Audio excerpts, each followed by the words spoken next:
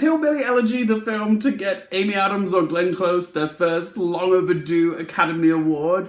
When I first saw the trailer for this, I thought, oh yes, they're playing, unglamorous rednecks. This is like a real dirty, ugly role for these two beautiful, gorgeous titans of Hollywood.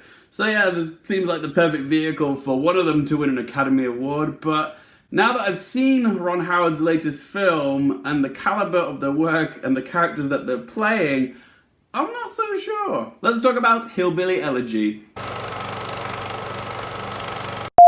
Hey up guys! So today's movie that I'm reviewing is the new film from Ron Howard, Hillbilly Elegy, which is an adaptation of the memoirs of J.D. Vance about him growing up in the poverty lines of Middletown, Ohio, but managed to escape his hill people upbringing and make something of himself. As a Brit, I had no pre-existing knowledge of J.D. Vance's book, which this film is based off of, but upon doing the research, I learned that not only was this book super popular in America, but a lot of conservative Americans had read it as a type of codex to understand the inner thinking of the white working class masses in America, which played a large part in getting Donald Trump elected as president. I learned about the book after I watched the movie. Had I known the significance and subtext of the book before watching the movie, I probably would have had a different response to it.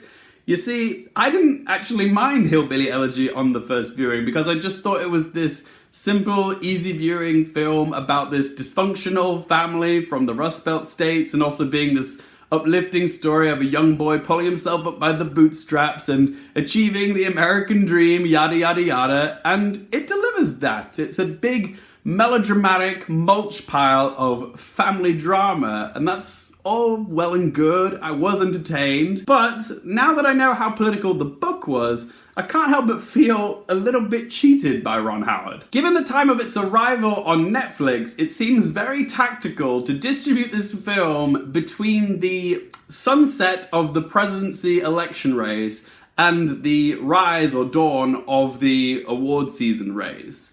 And yet still, the film doesn't actually have anything to say, politically speaking. It's categorically unpolitical, this film. So now I can't help but see this film as cowardly, crowd-pleasing Oscar bait. If Hillbilly Elegy does get a lot of Oscar nominations, it will probably be held in the same regard that The Help or Green Book did with their Oscar nominations. It's just the way of the Academy thinking they're picking movies which actually say something about America, when in actuality, they have very little to say, or they say the bare minimum. So I'm a little bit torn on this film because I did enjoy watching it, but having learned more about the source material, it's actually a rather bland affair. Let's talk positives. Firstly, the acting. I was really excited to watch Hillbilly Elegy because it has both Amy Adams and Glenn Close in it, two titans of the industry, and together have a combined total of 13 Oscar nominations between them and 0 wins. Okay, in Hollywood, the veritable bridesmaids are never the brides, and having them together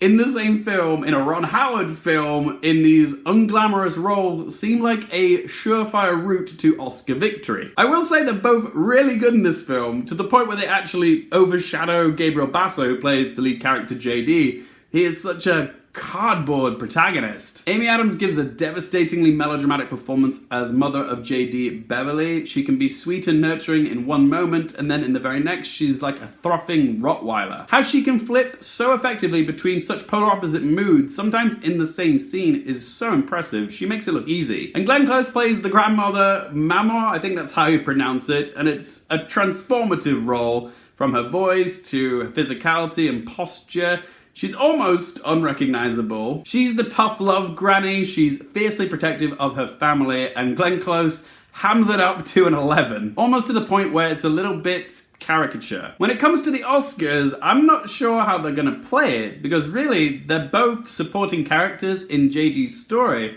But how would they go with nominations? Would they both go for supporting actress, or would Amy Adams go for lead? The thing is, they both have a similar amount of screen time, and they're both great, but I don't know if I can say one of them outshines the other. I have a feeling if they both do get nominations for this film, that they might cancel each other out. Maybe if they're in different categories, that would give one of them a more fighting chance, but yeah, I'm still not sure. We're gonna have to wait and see. I'm quite interested to see how this movie does do regarding Oscar nominations, because this film reeks of Oscar bait. It's desperate for awards attention, but the film was critically hated. So there's a strong possibility that both Addams and Glenn Close could get nominated, but I don't know if these are the right roles for them to actually win for. Can you imagine, though, another scenario where Glenn Close is nominated an 8th time but doesn't win? Is that a world that the Academy wants to live in? I don't know. And I can see them just giving Glenn Close the Oscar just out of like, okay, it's your turn.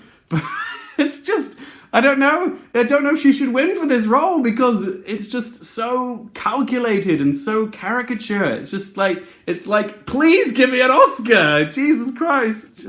It just makes me sad for Glenn Close. I don't want her to win for a performance which is just so obvious, you know? Anyway, let's talk about some more positives. I did enjoy Ron Howard's direction, and also the cinematography is gorgeous. Like, this is a very lusciously shot film, so credit to Ron Howard and the cinematographer. The makeup department also needs to be commended for the very convincing aging and leathering of Amy Adams and Glenn Close's skin, the way they make them look older and more disheveled and, you know, haggard. For lack of a better word, is really impressive. And the score by Hans Zimmer and David Fleming was one of my favorite aspects of this film. It has the emotional flavors of a Zimmer film, but there was a country twang to it, which I really enjoyed. But when it comes to negatives, the pacing, structure, and writing is where it has some faults. Which is surprising because Vanessa Taylor, who wrote the screenplay for Hillbilly Elegy, also wrote the screenplay for The Shape of Water. I'm a fan of drama, I love it, but in a sense this film is almost too dramatic. Every single scene is an argument or a fight. There's barely any scenes in its 2-hour plus runtime where it stops to have a quiet moment. It's odd how a film with so much drama can feel so empty. It's like watching a hillbilly version of a telenovela. I can't accuse the film of being boring, it just doesn't have a lot to say and doesn't go very deep with the underlying causes of this family's turmoil. Like, I would have liked a little bit more depth on why Beverly is addicted to drugs in the first place. This film scarcely touches upon why she starts using in the first place. Also, there's something about this film's structure which feels a little bit messy. The film is divided into 2 narrative strands, the first being JD when he's all grown up at Yale and he gets the phone call and has to go back to Middletown, Ohio to take care of his mother who has overdosed. And then we get flashbacks to when JD was a young boy and all the juicy moments of his childhood, the fighting, the abuse, the vandalism, the drugs. And some of these flashbacks just tend to meander on for a bit longer than anticipated, and the film does feel a little bit longer than it needs to. I just don't think the overall product of this film is as tidy as it thinks it is. So let's ask them 3 questions. Firstly, would I watch this again? I'm gonna say probably. I did enjoy myself, and there is enough in this film to revisit someday, so yes. Question 2, do I recommend it for you guys?